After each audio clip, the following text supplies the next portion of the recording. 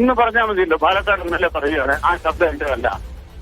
ആ സ്ത്രീകളുടെ ഗർഭസ്ഥ ശിശുക്കളെ കൊല്ലുന്നതിന് വേണ്ടി ഒറ്റ ചവിട്ടിന് നിന്നെ കൊല്ലാൻ പറ്റുമെന്നൊക്കെ പറയുന്ന ശബ്ദം എന്റെതല്ല എന്ന് പറഞ്ഞു. താങ്കൾ എന്റെ ചോദ്യങ്ങൾക്കല്ല മറുപടി നൽകുന്നത് ശ്രീ അനിൽകുമാർ. ഞാൻ ചോദിച്ചത് എന്ത് അടിസ്ഥാനത്തിൽ പാലക്കാട് CPM ജില്ലാ സെക്രട്ടറി അങ്ങനെ പറഞ്ഞു? അദ്ദേഹത്തിന് അങ്ങനെ ഒരു പരാതി ലഭിച്ചിട്ടുണ്ടോ? വിവരങ്ങളുണ്ടോ? അങ്ങനെ ഏതെങ്കിലും ഒരു വെളിപ്പെടുത്തൽ എവിടെയെങ്കിലും ഉണ്ടായിട്ടുണ്ടോ? അതുകൂടി അദ്ദേഹം വ്യക്തമാക്കണമല്ലോ. അതാണ് ഞങ്ങൾ പറയുന്നത്. ലഭിച്ച പരാതി പൂഴ്ത്തിവെച്ചത് എന്തിനു വേണ്ടി? ഇത്തരം താല്പര്യമില്ലെങ്കിൽ.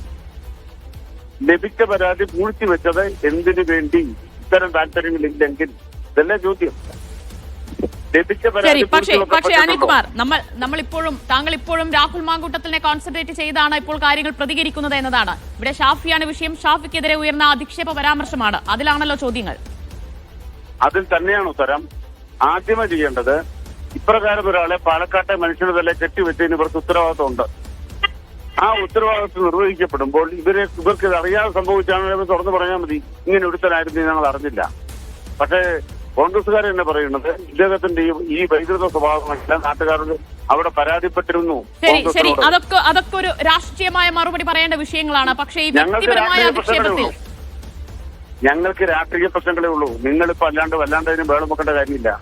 അപ്പോൾ സുരേഷ് ബാബു ഉന്നയിച്ചത് രാഷ്ട്രീയ പ്രശ്നമാണോ? രാഷ്ട്രീയമായി കൊണ്ടും കൊടുത്തും അങ്ങോട്ടും ഇങ്ങോട്ടും പ്രയോഗങ്ങൾ ഉണ്ടാവും. എല്ലാവരും നടത്താറുണ്ട്. അതിനപ്പുറത്തുള്ള മാനങ്ങളൊന്നും ഇതിനുമില്ല.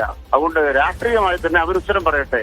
ഇന്നലെ പാലക്കാട് MLA ഇവിടെ ഉണ്ടല്ലോ, അദ്ദേഹം പറയട്ടെ ആ ശബ്ദം എന്റെതല്ല. നമുക്ക് ഇന്ന് വിഷയം അവസാനിപ്പിക്കാം. പക്ഷെ അങ്ങനെയല്ല. ഷാഫി പറമ്പിലെതിരെ വരുമ്പോൾ അദ്ദേഹത്തിൻ്റെതായ കുടുംബവും ചുറ്റുപാടുമുണ്ട്.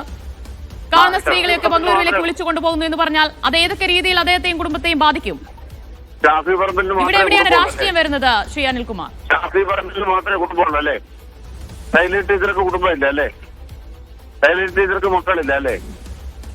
നിങ്ങളുടെ കുടുംബം ചിലർക്ക് മാത്രമേ ഉള്ളതാണ് നിങ്ങൾ ധരിക്കുന്നത്. മുൻകാല സംഭവങ്ങൾ പറഞ്ഞതിനെ ന്യായീകരിക്കുകയാണോ വേണ്ടത് അനിൽകുമാർ? തെറ്റ് സംഭവിച്ചു, അങ്ങനെ പറയാൻ പാടില്ല എന്ന് പറഞ്ഞു കഴിഞ്ഞാൽ അത് അംഗീകരിക്കുക, ആ തെറ്റ് സമ്മതിക്കുകയല്ലേ വേണ്ടത്? ന്യായീകരിച്ചില്ല.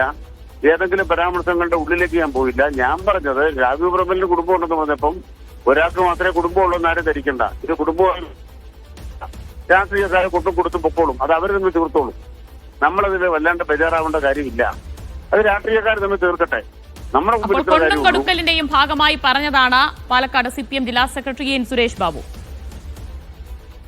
അതെ, അവർ തമ്മിൽ രാഷ്ട്രീയമായി തന്നെ ആ സംഭവം നടത്തട്ടെ. ആ കാര്യങ്ങളിൽ കൊണ്ടു കൊടുത്തു അവർ നോക്കിക്കോളും.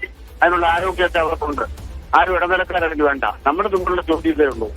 ഇപ്പോഴെങ്കിലും ഞങ്ങൾക്കറിയില്ലായിരുന്നു, അബദ്ധം പറ്റതാണെന്ന് സതീശൻ പറഞ്ഞാൽ, രാജീവ് പറമ്പിൽ പറഞ്ഞാൽ കേരളം അവരെ സ്വീകരിക്കും. ഇല്ലെങ്കിൽ ഈ രാഹുൽ മാങ്കൂട്ടത്തിന്റെ കൂട്ടത്തിലെ 3 പേരായിട്ട് ഈ 3 പേര് അധപ്പതിക്കും. ആ ത്രിമൂർത്തികളാണ് ഇതെല്ലാം ഉണ്ടാക്കിയത്. ത്രിമൂർത്തികൾ തന്നെ അതിന്റെ ഭാവഭാരവും വരേണ്ടി വരും.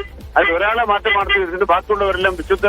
താങ്കൾ വെറുതെ ന്യായീകരിക്കുകയാണ് എൻ സുരേഷ് ബാബുവിനെ. എന്തായാലും ഈ വ്യക്തിപരമായ അധിക്ഷേപം നടത്തിയിരിക്കുന്നു എന്നത് ഇവിടെ വ്യക്തമാണ്. ഞാൻ രാഹുൽ മാങ്കൂട്ടത്തിൽ ന്യായീകരിക്കുകയല്ല ചെയ്തത്. അയാൾ ചെയ്ത കാര്യങ്ങളെ മൂടിവെച്ച് ഈ പതനത്തിലേക്ക് പാലക്കാട്ടെ മനുഷ്യരെ എത്തിച്ചു. ഇവിടെ ആരും രാഹുൽ മാങ്കൂട്ടത്തിനെ ന്യായീകരിച്ചിട്ടില്ല അനിൽകുമാർ. അതെ, അത് തന്നെയാ പറഞ്ഞത്. പാലക്കാട്ടെ മനുഷ്യരെ ഈ അപമാനത്തിലേക്ക് തള്ളിവിട്ടവർക്ക് ഉത്തരവാദിത്വമുണ്ട്. പിൻഗാമിയെ വായിച്ചവർക്ക് ഉത്തരവാദിത്വമുണ്ട്. അവർ ഉത്തരം പറയണം. അത്രേ ഉള്ളൂ നമ്മൾ പറയുന്നത്. ശരി, നന്ദി ശ്രീ കെ അനിൽകുമാർ.